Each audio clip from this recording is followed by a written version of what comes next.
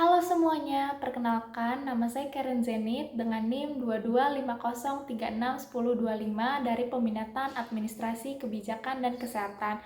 Di video kali ini, saya akan membahas mengenai 5 teori simpul yang berkaitan dengan ISPA atau infeksi saluran pernafasan akut. Infeksi saluran pernafasan akut adalah infeksi di saluran pernafasan yang menimbulkan gejala batuk, pilek, disertai dengan demam. ISPA sangat mudah menular dan dapat dialami oleh siapa saja, terutama anak-anak dan lansia.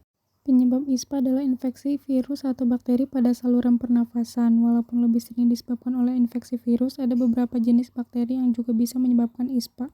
Walaupun penyebarannya mudah, ada beberapa kelompok orang yang lebih rentan tertular ISPA, yaitu anak-anak dan lansia, orang dewasa dengan sistem kekebalan tubuh lemah, penderita gangguan jantung dan paru-paru, serta perokok aktif.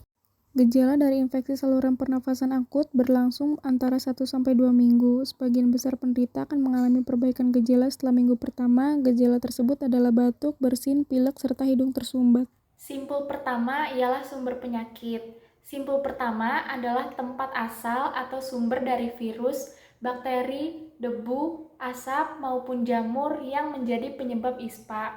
Mikroorganisme ini dapat ditemukan di udara, lingkungan sekitar, atau bahkan di dalam tubuh orang yang sedang sakit. Mengetahui sumber penyakit ini sangat penting agar kita dapat memahami dari mana penyebab ISPA berasal. Simpul 2 yaitu pengendalian media penularan. Simpul kedua adalah jalur atau cara penyebaran penyakit.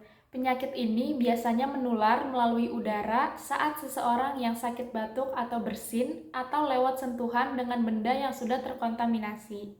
Jika kita bisa mengendalikan jalur penularan ini, misalnya dengan rajin mencuci tangan dan memakai masker, maka risiko tertular bisa berkurang secara signifikan. Simpul ketiga yaitu pengendalian proses pajanan komunitas. Simpul ketiga berhubungan dengan kebiasaan dan kondisi sekitar yang membuat seseorang lebih mudah terinfeksi penyakit. Contohnya seperti merokok di dalam rumah, ventilasi yang kurang baik, asupan gizi yang tidak memadai, serta sistem imun yang melemah. Jadi, selain menjaga jarak dan memakai masker, kita juga perlu memperbaiki lingkungan dan gaya hidup agar terhindar dari ISPA. Simpul keempat yaitu pengobatan orang yang sakit. Simpul keempat berfokus pada penanganan orang yang sudah terkena penyakit. Hal ini penting agar pasien bisa segera pulih dan tidak menularkan penyakit ke orang lain. Pengobatan yang tepat dan perawatan yang memadai juga membantu mempercepat proses kesembuhan serta mengurangi durasi sakit dan resiko komplikasi akibat ISPA. Simpul 5 yaitu upaya pencegahan primer. Simpul terakhir adalah segala tindakan pencegahan utama yang bertujuan agar penyakit tidak kembali muncul atau penyebar. Contohnya termasuk imunisasi, asupan gizi yang cukup, menjaga kebersihan diri dan lingkungan, memastikan ventilasi rumah yang baik, mengurangi polusi udara, serta memberikan edukasi kesehatan. Langkah-langkah ini sangat penting untuk memastikan kesehatan kita dan orang-orang di sekitar kita tetap terjaga.